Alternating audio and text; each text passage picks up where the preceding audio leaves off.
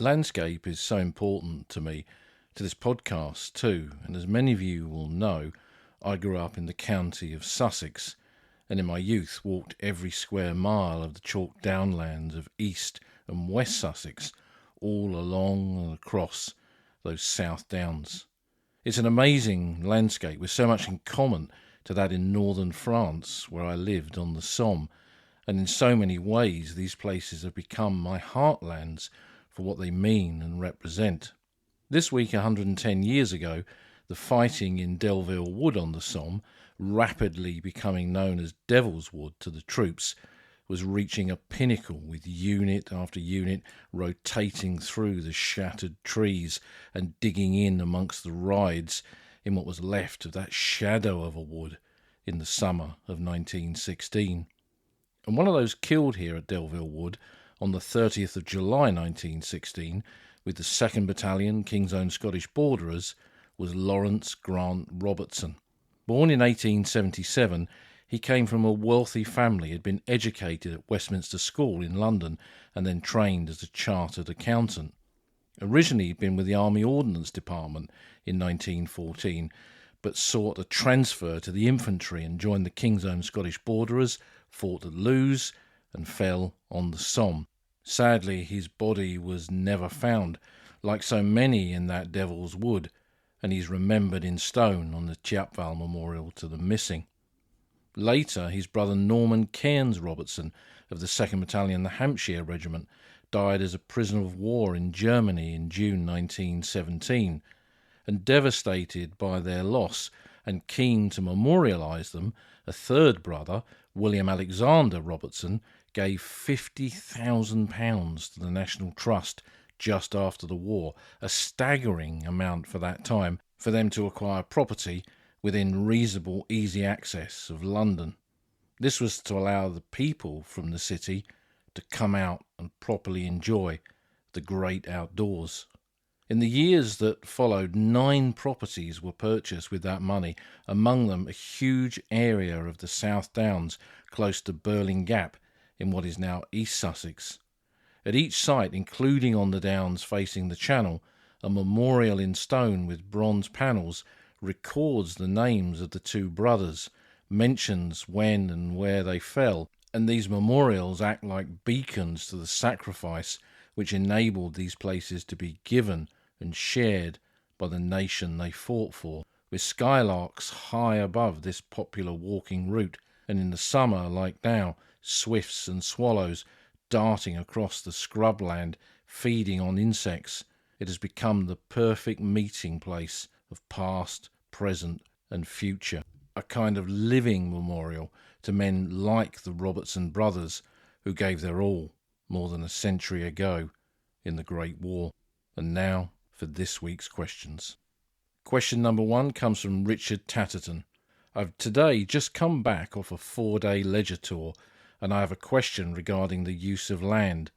Seeing people play on Utah Beach got me thinking about what makes land sacred and other land not sacred. For example, why can people play on Utah and other D-Day beaches, but at the Newfoundland Park on the Somme, you can't even really step on it? I know this is a bit of a crossover between the Great War and World War II, but thought it's a question that bridges both. Well, Richard, we don't mind a bit of World War I meeting World War II on this podcast, as you know, and there's no such thing as phrases like the wrong war here, because all of this is interconnected. And you raise a really interesting point. How do we value land where fighting took place, where sacrifice took place? What does it mean, and how does that meaning change? Many, many years ago, when I was an undergraduate doing my degree, I did my final year dissertation for the geography component of my degree about this very subject, about the meaning of land, of territory, of ground, and what it means during and after a war has taken place. And although that's 4 decades ago now, it's something kind of going right back to the beginning in the introduction, talking about the importance of places like the South Downs, is something that stayed with me ever since and has, I guess, driven my interest in landscape that we talk so often about on this podcast.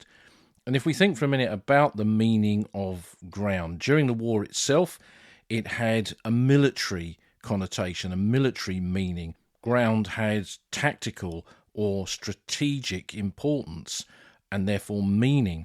So ridges, bits of high ground, give you an advantage over your enemy, and they suddenly become important. Woods that you can hide troops within are also important. Rivers that block lines of advance, and so many other features suddenly take on a greater importance than they would have done in normal civilian life.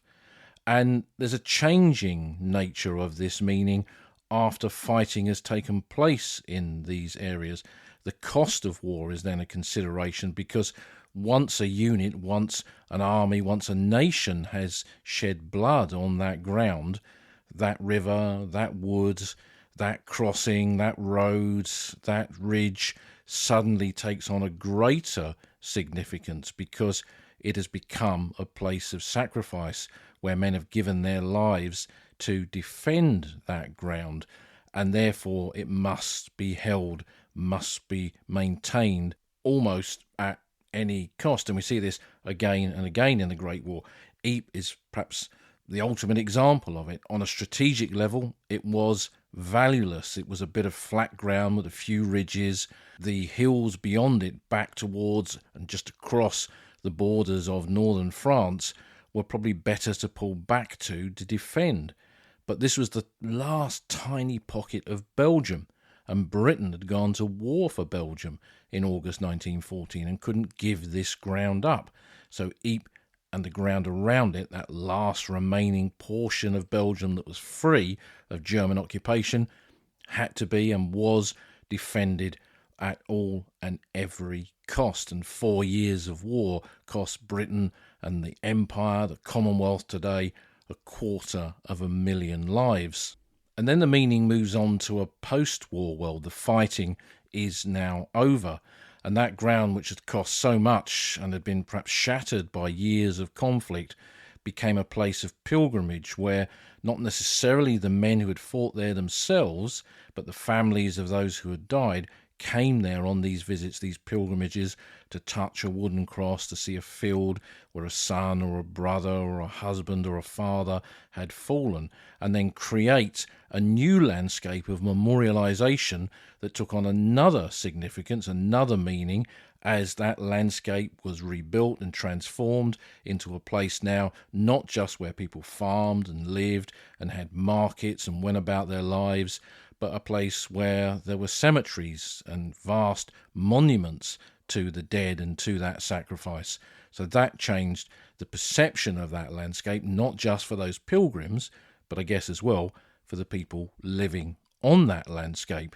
And while I guess that perception of the meaning of that landscape remained static as the generations who had lost people in the Great War continued to be alive, as they began to fade in the post-Second World War period, I would guess that the meaning of that landscape changed again. When I first went to the Western Front in the 1980s, it was largely forgotten, and people's idea of what it meant and what it stood for was different then. I can remember, for example, and people will find this very, very difficult to believe, that the shell holes and the trenches on Vimy Ridge at a weekend were full of French picnickers. There were picnic tables everywhere, people sitting in the shell holes, eating their casse-croûte, their sandwiches, and that was considered perfectly acceptable in the 80s. It's something that you wouldn't, quite rightly, see today. And going back to what you saw on your Ledger tour with the D-Day beaches, those are locations sacred to the families of those who fell in the first moments of Operation Overlord, the liberation of France and Northwest Europe in that final year of the Second World War. But they're also places where people go on holiday and where people live and where they fish. There are mussel farms there. So again, that landscape, just as with the landscape of the First World War, has changed as well. And there are problems with just letting people walk and do what they want anywhere. Going back to the picnickers at Vimy Ridge, on beaches on the Normandy coastline, I don't suspect it's as much of a problem. But if we look at Vimy and we look at the Newfoundland Park, which you mentioned, which you've been to on another Ledger tour, those are places where there are rare areas of preserved battlefield. Most of that battlefield was reclaimed as the meaning of that landscape changed and people returned to normal lives. The trenches were filled in and the shell holes were ploughed over. So when we've got areas like the Newfoundland Park and Vimy where we can see this, it makes them incredibly precious. They're kind of archives, physical archives of a landscape now largely lost. But while we have to consider that, and that is incredibly important so that future generations like us can see those trenches on the Somme and see the shell holes, those vast pocked areas of shell holes on Vimy Ridge and so much more besides, you can, I think, still honour the sacrifice of those who fell on the wider landscape of both world wars by living a normal life on these places, just as the people in Belgium and France do. And living on the Somme in the 1990s, most people in my village really had no clear understanding of the First World War. That didn't mean they didn't respect it and didn't respect the sacrifice. Twice a year, 8th of May and 11th of November, they would honour not just the village's dead, but the wider dead, in particular at Canada at Courcelette, through memorial services at the local war memorial. And the mayor would often lay wreaths on the local cemeteries, for example. But I think beyond that, we can't see these landscapes as kind of museums that have to be preserved and untouched forever, as if they're kind of pickled in some way. They have to move and evolve, and the people living on them have to understand those landscapes and appreciate them. I often say this on the podcast, that is so important. And when my children were growing up, we often would go to Normandy, go to those D-Day beaches for a summer holiday. And both of my children grew up wading in the surf of Omaha Beach, sitting there walking amongst the rock pools and living a normal life like the thousands of other children from all over Europe, all over the world that spent time on those beaches each year too. And for me, that's just as it should be. So I think it's so important to take those places where so many people died and give them new meaning by living lives properly. Men died for freedom. They died so that nations could live and thrive again. And playing on a D-Day beach and enjoying that chalk downland of the Somme and walking the woods with your family in the outskirts of Ypres, all of that is how we honour that sacrifice. I firmly believe, because we can't treat that landscape, treat those battlefields like a great untouchable idol. They have to change, evolve and develop, but always being mindful of that past more than a century ago. Question number 2 comes from Ian Matthews. In your many excellent videos, you've highlighted the huge belts of barbed wire used to add an extra layer of defence to the trenches. My question is around how the defending army navigated through this to go out on the attack. Did engineers open up lanes through the wire just before an offensive, and if so, what stopped the enemy from using this to effectively counter-attack? Also, there are many parties that needed to exit through the wire into no man's land, such as wiring and raiding and sniping and medical parties. So how was the wire arranged to let the defenders out but keep the attackers at bay? Well, this is an excellent question which kind of strikes to the heart of the evolution of barbed wire on the Western Front during the Great War. And barbed wire would eventually be used in all theatres of war: Salonika, Mesopotamia, Palestine, Gallipoli, and even in fronts which weren't as static as those. In the early stage of the Great War, when the war became static and the mobile war had ended and both sides dug in, the trenches were constructed, there was a thought as to how to keep the enemy out, as you say, how to keep those attackers at bay. And barbed wire, which was a 19th century invention used to keep cattle in the vast prairies of America and many other places besides, for example, could be now used not to keep animals at bay, but to keep enemy attackers at bay by laying belts of this wire in front of the trenches. Now, it took time for barbed wire for both sides to be constructed, to be made in factories, because there were 450 miles of the Western Front by early 1915, and that meant thousands and thousands of miles of barbed wire to protect it. So some of the early barbed wire systems that were built were fairly basic. They were wooden posts hammered into the ground with wire strung across, just like a barbed wire fence. Knife rests were very, very common in that early period because the static fence-like barbed wire defences, as you have intimated with your question, could not be moved and were not easy to get through if you as a defender needed to get out into no man's land. So what were called knife rests were used quite a lot in that early period, and you see them still in use right up to the time of the Battle of the Somme. You'll see them in some of the official photographs from the 1st of July 1916 in the Beaumont-Hamel area, for example. They could be earlier examples of knife rests just still left there, but they were still on the battlefield at that stage. And a knife rest was essentially two cross beams with a beam linking those two crosses, and the wire was wound round it, and you then had a movable barbed wire defence. You could link these sections together so they were difficult to move, but it meant that you could create little lanes through your barbed wire defences to allow men to get in and get out. You could move them so that men could go out on patrol at night, go and raid an enemy position or observe an enemy position, and then come back through that gap and close it up and seal it back up again. But of course, if you could move them, then the enemy could move them as well, and shell blasts often lifted these knife rests up into the air, smashed them to bits, or threw them all over the battlefield. So more and more sophisticated systems of barbed wire were constructed. The Germans in particular, fighting largely a defensive war, built these massive belts of wire in front of their trenches, which you can see on a lot of the air photographs. If you look at, again, Beaumont-Hamel and the ground around Hawthorne Ridge and the Sunken Lane, you will see the black marks of the belts of wire around the German defences in that area. So dense is that wire that it can be seen from the air. But the thicker you built and the denser you built your defences, your barbed wire defences, potentially that might mean that the defender behind them couldn't get out from behind that wire to patrol or counterattack and do all those other things that you mentioned. And that's why the placement and building of wire was so complex. It wasn't just a case of stringing up a lot of wire to create this impassable defensive system. You had to think about your own considerations as well. So what you see, particularly on the German side, because their defences are often far more sophisticated than the Allies, because the Allies are always going to attack and move forward, don't need to have these kind of defences. For them, it's attack, attack, attack.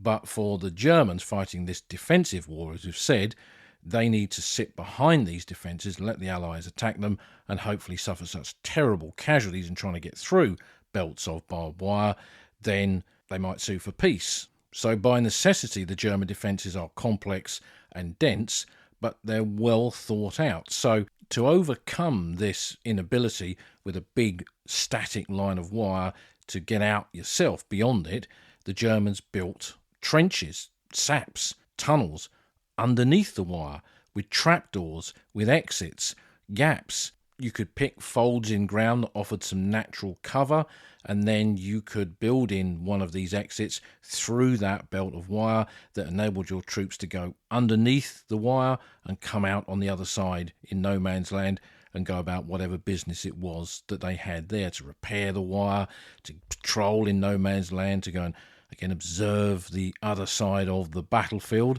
and then come back and then crawl back through that trapdoor, close it up and go back through that sap and get back into their trenches and sit tight behind their barbed wire defences and their trench systems. So across the Western Front, a myriad of different methods and construction types to enable this would be found in German trench systems from Belgium right down to the Vosges. But to give you a particular example, when I wrote my book on Courcelette, I did a lot of research on the attack on Regina Trench, or Regina Trench, as the Canadians may well have called it. And that was the longest German trench on that part of the Somme battlefields, stretching from near Chapval right across the ridge line above Courcelette village over towards the Courcelette-Miramont road and indeed beyond. And the Germans had sighted it perfectly, so it sat just over the rise of the high ground there, so that whoever attacked it would be skylined on that ridgeline and cut to pieces by the defenders within. And the Germans had put thick belts of wire. I mean, there are some Canadian official photographs of this, and it looks absolutely vicious, the kind of barbed wire that was in front of many parts of Regina Trench. And the Germans had built what were called sally ports. And again, the First World War was like this big medieval siege. And in medieval sieges, defences had these sally ports so that men could come out through a gap in the defences and sally forth and attack the enemy if required. And if you want to see a much earlier example of that, you can go to Ypres, up onto the ramparts, and go through some of the gaps in the ramparts, which are sally ports. You can walk down steps into them, come out onto new walkways alongside the edge of the ramparts, and these were built to take men out from behind the defences to attack an enemy that might be attacking you, for example. So in the Great War, they used that same methodology because people would have been aware of the tactics of defensive warfare in those much earlier periods, and then extrapolate that and use that kind of knowledge to build sally ports, modern sally ports, in trenches like Regina Trench. So the Germans had saps going underneath their wire so that they could move machine guns up into the end of those sally ports, and when the Canadians in the first attacks came up over the rise, were skylined on the top, those machine guns could open up and play merry hell with the attackers moving forward. And as the Canadians tried to react, the machine gunners could go to ground, get back down through those sally ports, back behind the wire, back into their main trench, and then move the guns to another position where they can lay down fire over their trench, over the wire, onto the attackers there. And for the Canadians attacking the trench, because the wire and the trench was over the top of the rise from Courcelette, they couldn't see it. So when it came to dropping shells on it, it wasn't accurate, because until they could get someone right up close to it and over that rise, the guns couldn't be spotted for properly, and the shells were dropping randomly across the battlefield, having almost no effect on the cutting of that wire and on the defenders within Regina Trench, which is why it took so long from the initial attacks towards the end of September throughout October until it was finally captured. So Ian, that's kind of how it worked in a static position. They would adapt it so that there were ways in and out, that they were kind of camouflage, and the use of camouflage was a new approach to warfare in its own right in the First World War, with camouflage sections in the BEF. The word itself, camouflage, was French, and the French became incredibly adept at using camouflage on the battlefields. And so this was all part of the changing nature of warfare, trench warfare, as it got more and more sophisticated. But of course, all of this would only work with static positions. And in the more flexible battles of the last 2 years of the war, as the front swung like a pendulum so often, then although barbed wire was used, the kind of belts that you saw in the earlier phase of the war became less and less common until the final breakout battles took place, and the British and the French and eventually the Americans were breaking through earlier defences into the hinterland beyond, where the Germans had built defence in depth, and there was more and more belts of these wire then. So it kind of never really went away. And barbed wire as a feature on the battlefield was still there right until the very end, with barbed wire being placed in front of positions along the Somme Canal, for example, on the 4th of November 1918, a week before the end of the war, the last great battle of the Great War from a British perspective, when over 100,000 men went over the top. And, for example, in Lock Number 1, near the town of Catillon, something we've discussed in an earlier podcast, British troops attacked there and ran into German barbed wire defences to try and screen off the approach to the canal. So barbed wire, I think, something that if you showed the average person in the street a piece of barbed wire and said, "What is that?" almost certainly, if they knew nothing about the Great War, they would make some reference to trench warfare, World War One.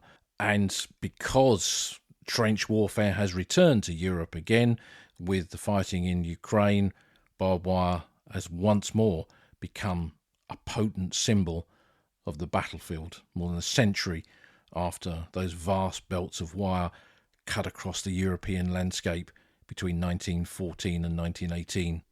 Question number 3 comes from Stuart Shaw. I'm researching my family history and have come across a relative who initially joined the 2nd King Edward's Horse in August 1914. I can't find much about this regiment, but keep coming across the statement that it was formed from Dominion nations men who were in Britain at the outbreak of the war. My relative was not a Dominion man and was working for the Port of London Authority. Can you shed any more information on the 2nd King Edward's Horse and why my relative may have joined this unit?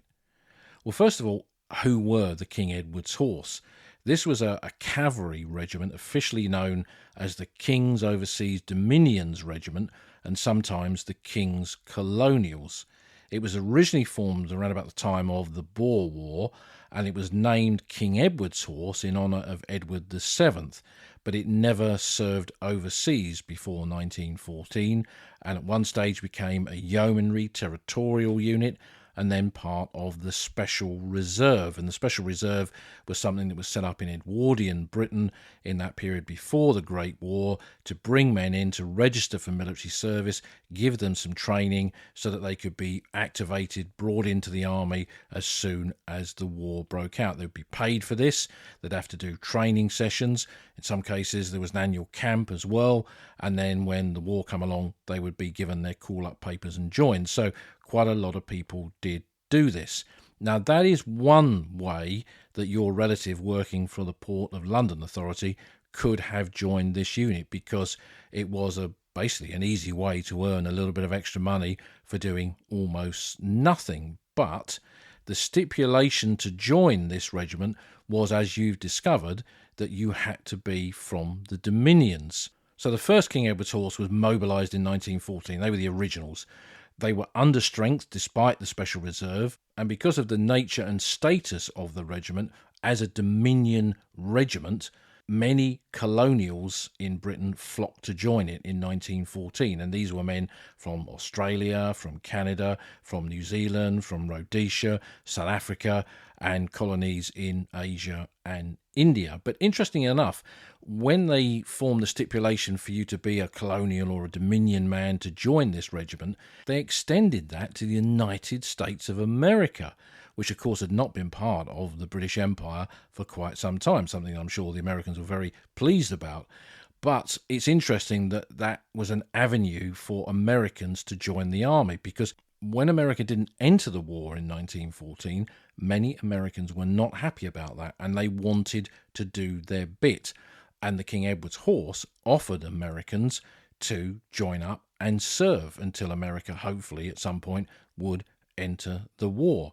So I've got a really good memoir of the First World War called A New York Actor on the Western Front. And he was an actor on the London stage in 1914, was angered that America had not joined the Allies to fight the Germans, so he joined the King Edward's Horse. He served with them on the Western Front in 1915, and then eventually got a commission and served in the Imperial Camel Corps in the last phase of the Great War. Quite an incredible story, really. And then the second King Edward's Horse was formed, this time under the command of an individual, Sir John Norton Griffiths, who would go on to become the great tunnel master of the Great War. And that was formed at Chelsea in 1914. And both of these units were sent to France, where they served not as an individual unit together, but as separate squadrons serving with different formations. And for most of the war, the King Edward's Horse squadrons served in what was called lines of communication units. So that meant they were attached to bigger formations like corps or armies, and they would act independently and be given independent orders to do specific tasks. And because they had horses, they had their own transports, they could be moved around a lot more easily, and they found themselves doing a lot of lines of communication work, which was often building and working on the infrastructure behind the battlefields, dugouts, tramways, trenches, roadways across canals and things like that. And also working behind the lines to guard specific points, railheads, for example, and junctions, and also guard prisoners of war and move prisoners of war from one location to another so they can be moved further back towards the coast and then taken to Britain. So they weren't necessarily serving in the front line, although there were many occasions in which the King Edward's Horse was required to take over a section of trench line during a quiet period when units were being rotated. But it did see action at different locations, for example at Ville-Chapelle in the Battle of the Lys in April 1918, and some periods of the war when the conflict went mobile, so the German withdrawal to the Hindenburg line, for example, when units like this, again with their own transport horses, could be moved to go ahead and scout, to act as that kind of reconnaissance unit in a reconnaissance role on the battlefield. These units were perfect for that kind of thing, and the King Edward's Horse found themselves doing that as well. And because of the nature of the kind of men like that New York actor who joined the unit in the early phase of the war, many of them were the kind of men that really probably should be officers, and hundreds of them were commissioned from the regiment during the war into other regiments and corps of the British Army and to other overseas units. So some Australians were commissioned from the King Edward's Horse into the AIF, and Canadians into the Canadian Expeditionary Force. So it became a unit that had quite a high turnover of personnel. And I suspect in the final phase of the war, there were less and less Dominion men serving in it, and more men who came from a much wider background. And not knowing when your relative joined it, that could be another reason that he came into it. But the fact that the vast majority of men were these men from Britain's dominions means that a man joining the unit, particularly in the early phase of the war, who wasn't, was very unusual. And it could be, maybe, given that your relative worked for the Port of London Authority, did he travel overseas? Did he go to some of these Dominion nations? Did he have contacts there that led him down this particular path? I mean, I can't answer that question. Perhaps your research will take you in that direction. But the King Edward's Horse, a fascinating unit. The photographs that I've seen of it show quite a multicultural unit. There's quite a lot of black soldiers, African, Caribbean soldiers serving in the unit as well. So it's a unit that I think probably deserves a lot more research. There was a regimental history of it published, but it's something that I'm surprised has not attracted the attention of more academic researchers to look at a most unusual unit of the Great War. Our fourth and final question comes from Tim in North Wales.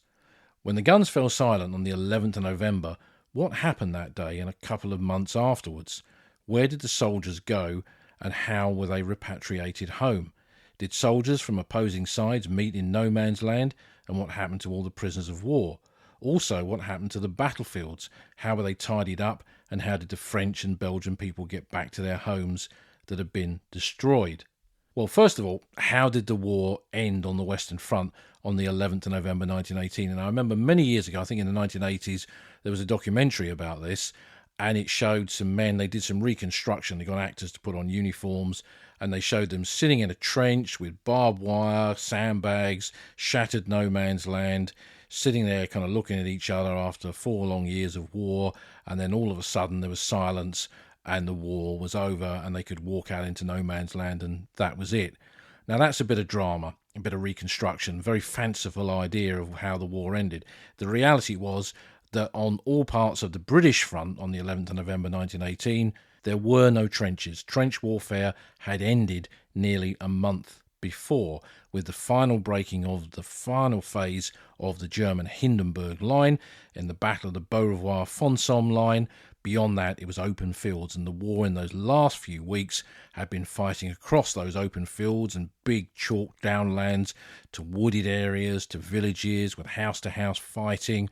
There'd been the crossing of rivers and then canals like the Somme Canal, and then finally the war for the Canadians, as the Canadian Corps had crossed the border into Belgium, approached the city of Mons.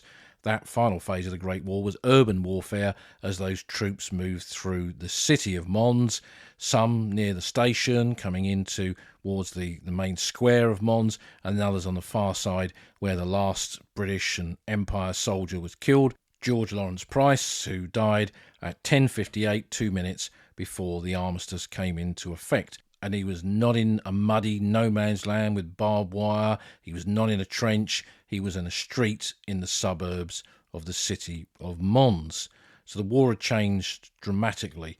And on most other parts of the front, where the French were fighting as well, where the Americans were fighting along the River Meuse, it was very similar. Trench warfare had largely ended.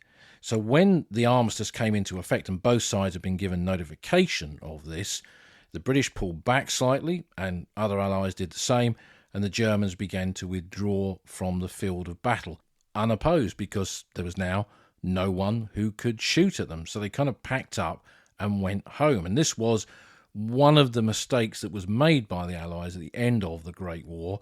If you look at photographs at the end of the Second World War, with these vast columns of German prisoners being led down autobahns and through German towns and cities to demonstrate to the German nation that had been defeated, in the Great War, these men could just walk home. And it gave later, much later, the idea that somehow they hadn't been defeated. It was just the end of a match and everyone went home. Now, in most cases, while the Germans began their long journey back to Germany, eventually some British and Allied units would follow them to create armies of occupation for the British in the Rhineland. Most British units were then pulled back from the battlefield area where that final bit of fighting had taken place and were sent into the towns and cities in that area. So a huge area of Belgium extending from near the French border in cities like Tournai, and then right across that French Wallonian region through the French Ardennes across towards Namur, for example. Then British and Canadian, New Zealand soldiers were all billeted in that area. The Australians were still just across the border in France, but they would be moved around as well. And these men were then kind of put into areas where they could be held, put into camps, into barracks, into civilian buildings, schools, and then await whatever would happen next. Now, you've got to remember that the armistice wasn't an end to the First World War. It was a ceasefire, and that proper end would come with the Treaty of Versailles in 1919. And at any point, the Germans could have resumed the war. Now, that was very unlikely, but that meant that you still had to contain troops in an area just in case there was a continuation of the war. But I think by early 1919, there was a realization that this would not happen. So soldiers in these camps were now counting down the days to their demobilization. So that would lead them to be sent not as an entire unit normally, but in penny packets, in drips and drabs, be sent back home, normally relating to when they'd enlisted. So the men who'd enlisted at the beginning, or pre-war soldiers, they would go first, and then the conscripts would go last. So that's how the war came to an end and what it was like, and what happened to the men who were fighting there on the British side, on the Commonwealth side being demobilised. And the same would be true for the French and also the Americans, who began to send their troops home in early 1919.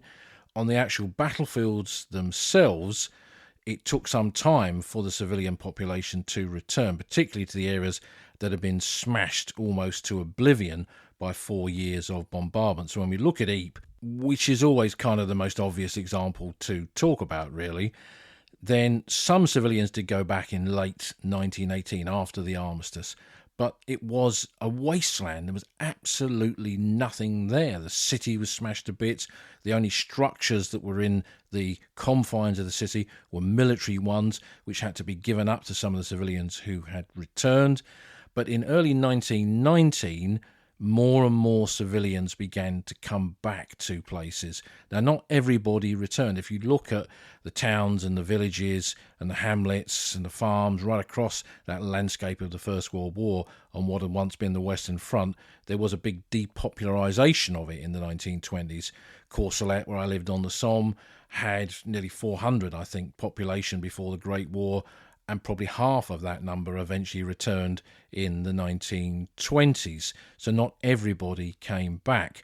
And when at Ypres they came back and they went to the villages where their houses and their farms and their buildings had once been, during the day they could work on that, clear the ground, work out where the field boundaries and where the boundaries of their houses had once been, and think about the construction. At that stage, it wasn't really clear who was going to pay for all of this, for example. But they couldn't live there. There was nothing to live in or live on. So back in Ypres, this shanty town was created, and these families lived in massive wooden huts there until gradually the ground could be cleared properly, the munitions moved, the dead recovered, and the houses and the farms and the churches and the schools and everything else could eventually be rebuilt. And all of that took most of the 1920s on into the 1930s. And eventually state money from France and Belgium helped people rebuild. The Germans were forced to pay war reparations under the Treaty of Versailles, and that money was also used to help rebuild the shattered communities of Belgium and France. And gradually the landscape changed. We kind of had a lot of similar themes in the questions this week, which I think is always interesting. And so what you see in that aftermath period of the Great War is a landscape recovering, communities rising, as we've said so often on the podcast, like phoenixes from the ashes of destruction, and people going about their normal lives once more. And around those communities, as they rebuild, then the whole infrastructure of commemoration and remembrance develops too, with the construction of the war cemeteries, of the memorials to the missing, unit memorials, national monuments, and everything else. So all of that was part, I guess, of the recovery of that landscape and that fascinating period after the Great War, when the guns had fallen silent on the Western Front and the war had come to an end. So thanks as always for your questions on this week's question and answers. I hope the answers have been of interest. Keep those questions coming via the usual methods of email and the Discord server. There's a few others besides. And join us again soon for some more questions and answers here on the Old Front Line.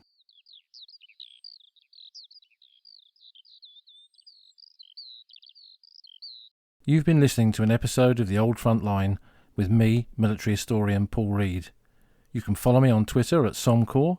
You can follow the podcast at Old Frontline Pod. Check out the website at oldfrontline.co.uk, where you'll find lots of podcast extras and photographs and links to books that are mentioned in the podcast.